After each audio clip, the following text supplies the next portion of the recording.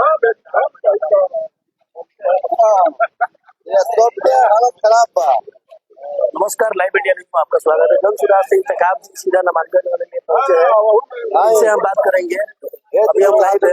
इंतखाब जी क्या कहना चाहेंगे? नामांकन के लिए पहुंचे हैं जन सुराज से। जाहिर बात है, प्रजातंत्र में एक प्रक्रिया है कि चुनाव लड़ के जनता की बातों को रखा जाता है सदन में, विधानसभा में। हम भी चाहते हैं कि सिवान में जो 35 सालों से जो नूरा कुश्ती चलता है यहाँ पर, कि कभी विधायक ये रहेंगे कभी वो रहेंगे, लेकिन जनता की समस्या जहाँ आज कल थी वहाँ आज भी है। बेरोजगारी जहाँ कल था आज भी है। अशिक्षित जहाँ कल थे लोग आज भी हैं। स्कूल है तो शिक्षक नहीं, शिक्षक हैं तो बच्चे नहीं, बच्चे शिक्षक हैं तो बिल्डिंग नहीं है। स्वास्थ्य का हाल आप देख रहे हैं बिहार में, क्या हाल है स्वास्थ्य का। हॉस्पिटल का हाल देखिए आप। यहाँ से कोई रेफर कर दे पटना पीएमसीएच में तो बेड नहीं मिलता है। हम लोग पास फोन आता है आईजीएमएस में बेड नहीं है, पीएमसीएच में बेड नहीं है, लास्ट में इन लोगों का प्राइवेट जाइए आप। इसलिए प्राइवेट जाइएगा तो जमीन बेच के उनका इलाज कराइए। तो इस भ्रष्टाचारी सरकार को जब सब कुछ टैक्स जनता देती है, एक कुरकुरे खरीद रहे, पानी का बोतल खरीद रहे, जीएसटी हम देते हैं, हर चीज का टैक्स हम देते हैं, और सरकार सुविधा के नाम हमें क्या देती है? कुछ नहीं। इसी बात को हम जगाने आए हैं, जनता अपने अधिकार के प्रति जागरूक हो, जागे। जब तक जागेगा नहीं तब तक ये भूत पिशाच भागेगा नहीं। लंबे समय से स्वास्थ्य मंत्री सिवान के ही रहे, गिरिज लगाया था। वैसे में इस बार वो भी आपके सामने होंगे। लंबे समय से स्वास्थ्य मंत्री मदन पांडे जी सिवान से ही आते हैं और स्वास्थ्य मंत्रालय संभाला है। ऐसे में स्वास्थ्य की व्यवस्था का आरोप लगा रहे हैं और इस पर प्रत्याशी के रूप में आपके सामने है। देखिए, पहली बार वो चुनाव में आ रहे हैं, हमेशा निर्वाचित बैक डोर से वो आते हैं, पहली बार चुनाव में आ रहे हैं। सबसे पहला चीज तो सिवान के नहीं है, सिवान विधानसभा के वो आदमी नहीं है। हम ये कहना चाहते हैं, महाराजगंज घर है तो महाराजगंज चुनाव नहीं लड़ते हैं। प्रधानमंत्री मोदी नहीं है बनारस के चुनाव लड़ेंगे, जो सर रहेगा नहीं रहेगा। सिवान में क्या बैस समाज के लोग नहीं थे यहाँ लड़ने के लिए भारतीय जनता पार्टी में? क्या सिवान में अवधिया कुशवाहा के लोग नहीं थे? व्यासदेव प्रसाद का लड़का इतने सालों से यहाँ मेहनत किया, सब कुछ किया, उसका टाइप नहीं बनता है? बैस समाज के लोग यहाँ नहीं बनते हैं, यहाँ नहीं है लोग जिसको यहाँ टिकट दिया जाए। क्या वही एक काबिल आदमी है यहाँ पर? अरे वो तो खुद मंत्री हैं, 4 साल ही बाकी है और लड़ना और होता है। यहाँ लड़ते हैं, यहाँ के लोकल लोग जब लड़ेगा तो निश्चित तौर पर समस्या का समाधान होगा। वो समझ रहा है नीचे का होता क्या है। आप तो 8 साल से मंत्री हैं, आप क्या समझते हैं कि पानी लगता है तो क्या दिक्कत होता है? आप क्या समझते हैं कि रात में जाते हैं तो हॉस्पिटल में डॉक्टर नहीं मिलता है? आपको कहाँ समझ है? या बस, सरकारी बस का व्यवस्था नहीं है? आपको क्या समझते हैं जाम की समस्या सीमांत की जनता कैसे परेशान होती है? या लोकल लोग जानता है। जब लोकल लोग भारतीय जनता पार्टी लड़ाती एक बात होता।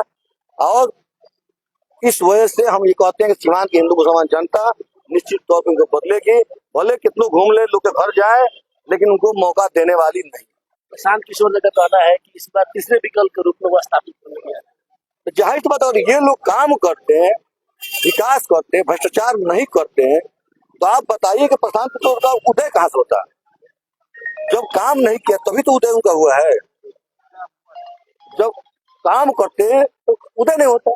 जब प्रशांत किशोर ने 3 सालों तक बिहार के गांव गांव में जब पद यात्रा किया, गांव के लोगों से, नीचे तबका के लोगों से जब मिला, बात किया, तो उनको समझ में और भी आया कि समस्या कितना जटिल है।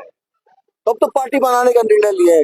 पार्टी बना है, हम लोग अपने आज जनता के बीच में रखेंगे कि अच्छे लोगों जब चुनाव नहीं कीजिएगा, जात पात धर्म पर जब तक उलझे रहिएगा, और नेता जात पात धर्म को उलझाए रखेंगे, हिंदू को मुसलमान से, मुसलमान को हिंदू से लड़ाएंगे, पार्टी के नाम पर कहेंगे आप भाजपा हैं तो राजद के मत जाइए, अपने सब पाकिस्तान में जाके बिरयानी खाएंगे। देखा जाता है कि अभी माइनॉरिटी समाज से आते हैं प्रत्याशी के रूप में, और मुस्लिम समुदाय के मैक्सिमम लोग भाजपा को हराने के डर से आरजेडी को वोट देते हैं। इस बार मुस्लिम समाज के लोग ना भाजपा से डरेंगे, ना डर में आएंगे, ना जो आपके राजद के चक्कर में फंसेंगे।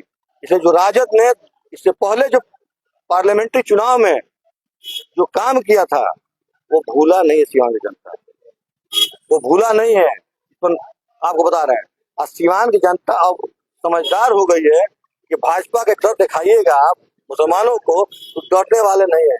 जब भी मुसलमान डरते हैं तो अल्लाह ही से डरते हैं। ये निश्चित तौर पर आप बेफिक्र रहिए कि डर नहीं आएगा। और राजद के लोग अगर चाहते हैं कि भाजपा का डर दिखा दें कि भाजपा आ जाएगा, भाजपा की सरकार बन जाएगा, इससे डरने वाले भी नहीं है कि 11 सालों से नरेंद्र मोदी की सरकार केंद्र में है। 11 सालों से ज्यादा अन्य सरकार में भाजपा की सरकार है, मुसलमानों को डरने की जरूरत नहीं है भाजपा से न राजद से। अपना नेता चुनेंगे, निश्चित अच्छे लोग को चुनेंगे हिंदू मुसलमान मिलकर, जो सीवान के विकास करें। डर के राजनीति नहीं चलेगा, ना हिंदू को डराया जाएगा, ना भाजपा डरेगा, मुसलमान डरेगा, ना हिंदू डरेगा। अब लड़ाई यहाँ भ्रष्टाचार के खिलाफ है, विकास के लिए, बच्चों की शिक्षा के लिए, बच्चों के पलायन रोकने के लिए है। लंबे समय से भ्रष्टाचार की लड़ाई लड़ते आए हैं, क्या लगता है इसका फायदा मिलेगा? आप देखते हैं लंबे समय से लड़ाई है, सिवान नगर परिषद में 4-5 FIR कराए, आज भी 2-3 PIL हमारे हाईकोर्ट में पेंडिंग पड़ा हुआ है। जिस दिन होगा उस दिन FIR फिर होगा। घोटाला करेंगे, हमें PIL करेंगे, हमें FIR कराएंगे। हमारा काम है संघर्ष करना, हमारा काम है जनता को जागरूक करना, वही आज भी हम कर रहे हैं। जनता से अनुरोध करेंगे वोट देने के लिए। जनता जिसको बेहतर समझे, भ्रष्टाचारी को बेहतर समझे उसको दे, ईमानदार को समझे, काम करने वाला समझे, इसको देना है।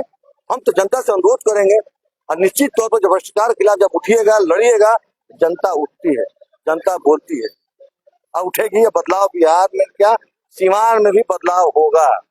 ये कोई भरम में नहीं रहे कि भाजपा जीतेगी, राजद, दोनों नहीं जीतेंगे इस बार सीवान से। कितने स्टेटमेंट माध्यम कर रहे हैं और सीवान के मतदाताओं से क्या अपील है? सीवान के मतदाताओं से अपील है कि आप जात पात नेताओं के चक्कर में नहीं आए, धर्म के चक्कर में नहीं आए। एक बार, सिर्फ एक बार हम कहते हैं कि विकास के नाम पर, इन भ्रष्टाचारियों को हटाने के नाम पर एक बार आप जात पात धर्म से ऊपर उठकर मुझे विश्वास कीजिए, हम पर वोट दीजिए। हमने काम किया भ्रष्टाचार के खिलाफ, अपने काम के बल पर आपसे वोट मांगने आए हैं। हम किसी ना मुसलमान बन के आए, ना हिंदू बन के आए हैं। हम अपने काम के बल पर, प्रजातंत्र है, जात पात धर्म शादी ब्याह में की देखा जाता है, बेटा बेटी ब्याह किया है तो वहां देखा जाता है। ये प्रजातंत्र है, आप अपना नेता चुनते हैं जो आपकी समस्या को ले आकर पटना में रखे। इसलिए हम कहेंगे एक बार मौका दीजिए, जात पात धर्म से ऊपर उठकर और अच्छा सीवान, सुंदर सीवान बनाया जाए, भ्रष्टाचार मुक्त सीवान बनाया जाए। ये निश्चित है कि अगर जिस दिन मौका मिला, किसी ऑफिस में बिना पैसे का, कोई पैसा नहीं मांगेगा भ्रष्टाचार का।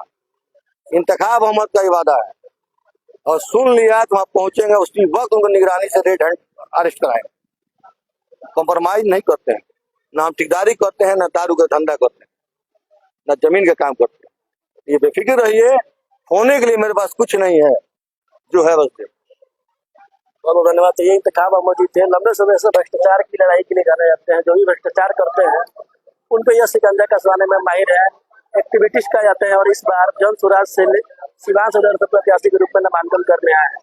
अब देखना यह होगा कि आने वाले चुनाव में यह खुद को कहाँ पाते हैं और लड़ाई में कितना सक्षम हो पाते हैं। हमारे सहयोगी रियाज अहमद के साथ नजर आलम, लाइव इंडिया सीवान।